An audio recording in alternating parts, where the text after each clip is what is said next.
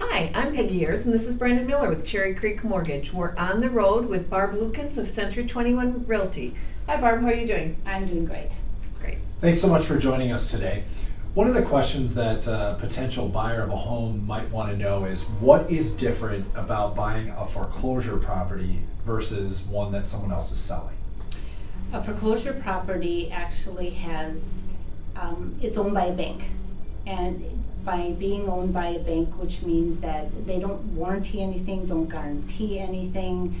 A lot of times it's a cash-only property because getting a loan through an FHA or VA, there's a lot of things that a foreclosure doesn't do that a bank would want or require. Water being turned on, gas being turned on, sometimes electricity's on. You have to mainly sometimes put all of that in your name to have an inspection. You're allowed an inspection, it's for your knowledge only.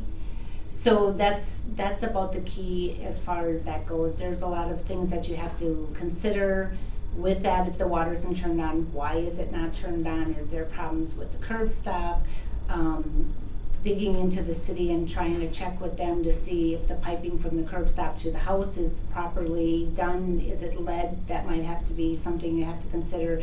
It's just that the banks sell it as is and you're buying as is, and there's nothing that you can do. You can't ask for anything unless it's a major defect type thing that they might fix, or you just kind of walk away from that property. But it's not as, it can be easy that way. You just got to know that there might be charges on there. Closing costs are mainly paid by the buyer as far as that goes. So there's a lot of things that you have to know, and you have to be willing to go ahead and purchase a home that has no warranties, guarantees, things like that. Great, thank you.